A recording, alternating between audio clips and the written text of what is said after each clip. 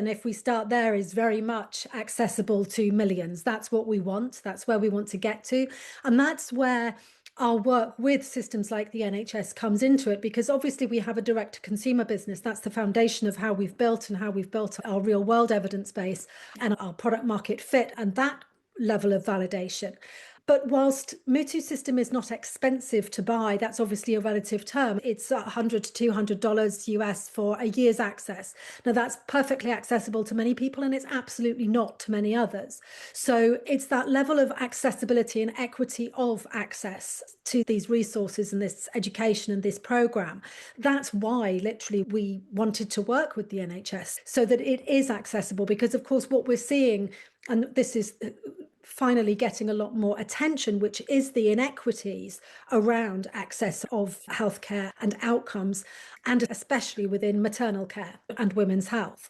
So what we're seeing very much is these stats that are absolutely indisputable around the likelihood of Black women and brown-skinned women being more likely to die during childbirth and to have multiple other conditions that are undiagnosed or go unnoticed or untreated for too long. So all of these elements around inequities within maternal health is something that we're very active in. We're working with NHS England and with the government ministers on this as well, around making sure that is coming into the forefront, because that element of accessibility and inclusion so that everybody can access this information is something that is so often a checkbox or a last minute layer or a kind of, oh yes, we've got to do the inclusive thing and adding that on at the end. And that's just not how it works. It's like this, if digital health, if any health resource is going to be truly accessible to people, that needs to be built in from the beginning, which is how we've built MUTUs. And that goes right through to the diversity of the women that you see within the program.